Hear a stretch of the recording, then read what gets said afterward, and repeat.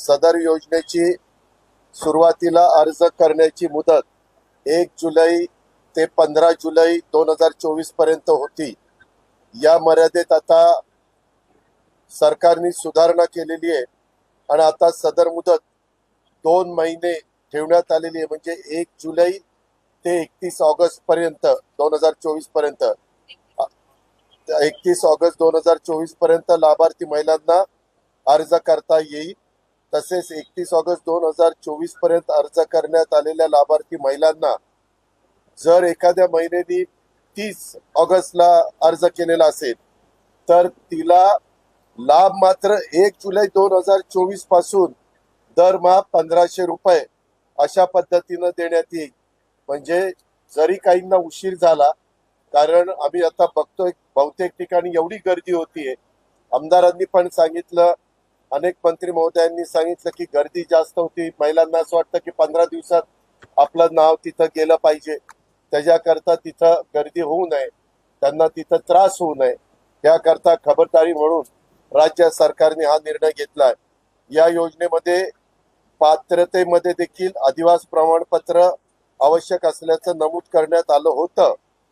आता लाभार्थी महिलेकडे अधिवास प्रमाणपत्र उपलब्ध नसेल, त्याऐवजी 15 वर्षापूर्वीचं तिचं रेशन कार्ड असेल किंवा मतदार ओळखपत्र असेल किंवा शाळा सोडल्याचा तिच्याकडं प्रमाणपत्र असेल किंवा जन्म झाल्याचा दाखला असेल, यापैकी कोणतेही ओळखपत्र हे प्रमाणपत्र ग्राह्य धरण्यात येणार आहे।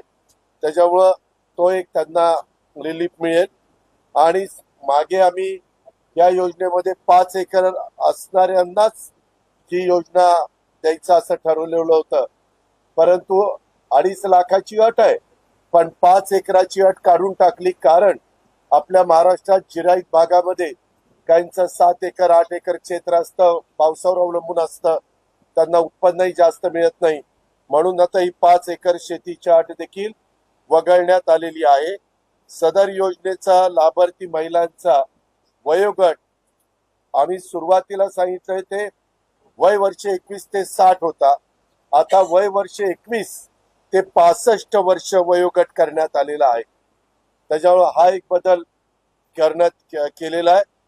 आणि विशेषतः महाराष्ट्राची बॉर्डर आहे, त्या बॉर्डरवर जे आमचे महाराष्ट्रीयन लोक राहतात, त्यांनी जर शेजारच्या राज्यातल्या मुलीशी लग्न केलं तर काही प्रश्न निर्माण होऊ शकतात, म्हणून परराज्यात जन्म झालेल्या महिलांनी महाराष्ट्रातील अधिवास असणाऱ्या पुरुषाबरोबर विवाह केला असेल तर अशा बाबतीमध्ये त्यांच्या पतीचा जन्म दाखला चालेल, त्यांच्या महाराष्ट्रामधल्या पतीचा शाळा सोडल्याचं प्रमाणपत्र चालेल किंवा अधिवास प्रमाणपत्र देखील ग्राह्य धरण्यात येईल।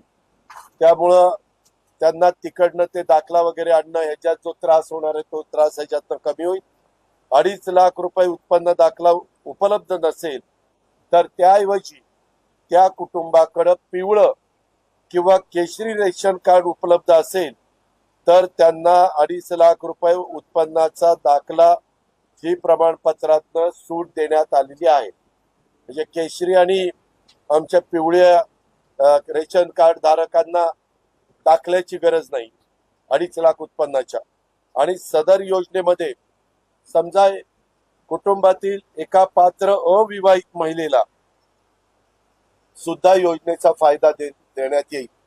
म्हणजे जी पत्नी असती ती 21 ते 65 वयोगटातली असली तर तिला तर फायदा मिळणारच आहे, परंतु जर त्या पत्नीला 22 किंवा 23 वर्षाची मुलगी असेल आणि ती त्या घरातच राहत असेल तर त्याही भगिनीला आम्हाला हा फायदा द्यायचा, या योजनेचा लाभ द्यायचा।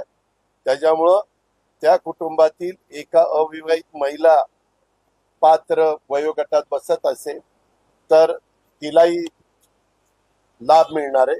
अशा पद्धतीने याच्यात बदल करण्यात आलेले। त्याबद्दल सभागृहात सांगितलेलं आहे, कुणालाही 1 पैसा देण्याची गरज नाही। थोड्याशा आमच्या महिला घाबरलेल्या होत्या, 15 जुलै पर्यंत आपला अर्ज गेला नाही तर आपलं कसं होणार, आता तर 31 जुलै पर्यंत दिली, 60 दिवस आहे. आणि जरी यदा कदाचित तिचा अर्ज हा ऑगस्ट मध्ये मंजूर झाला तरी देखील तिला जुलै आणि ऑगस्टचे 3,000 रुपये त्या ठिकाणी मिळणार आहेत. आणि हे साधारण आम्ही 15 ऑगस्ट ते रक्षाबंधन 19 ऑगस्ट आहे, 15 ते 19 पर्यंतच आम्हाला हा त्यांचा जो काही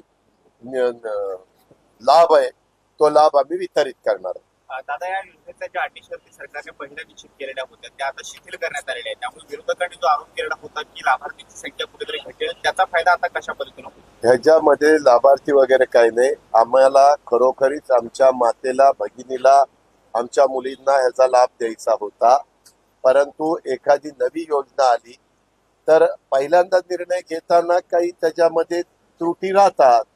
आमच्या लक्षात आलं, आमच्या महायुतीच्या अनेक आमदारांनी ही अडचण सांगितली. त्या खात्याचे मंत्री आदिती तटकरे यांनी हे प्रश्न निर्माण झालेत असं सांगितलं. त्याच्यामुळे आज मुख्यमंत्री, दोन्ही उपमुख्यमंत्री आणि महिला बालविकास मंत्र्यांनी ठरवलेलं होतं की सगळ्या अधिकारी वर्गाला घेऊन याच्यात काही चेंजेस करायचे. ते चेंजेस केले, ते सभागृहामध्ये आपण तिथं सांगितले, तिथं फ्लोअरवर आणले. आणि तुमच्या मार्फत महाराष्ट्रातल्या चांद्यापासून बांद्यापर्यंत तमाम माझ्या मुलींना, माझ्या भगिनींना, माझ्या मातांना हा सगळा निरोप पोहोचवण्याचा आमचा प्रयत्न.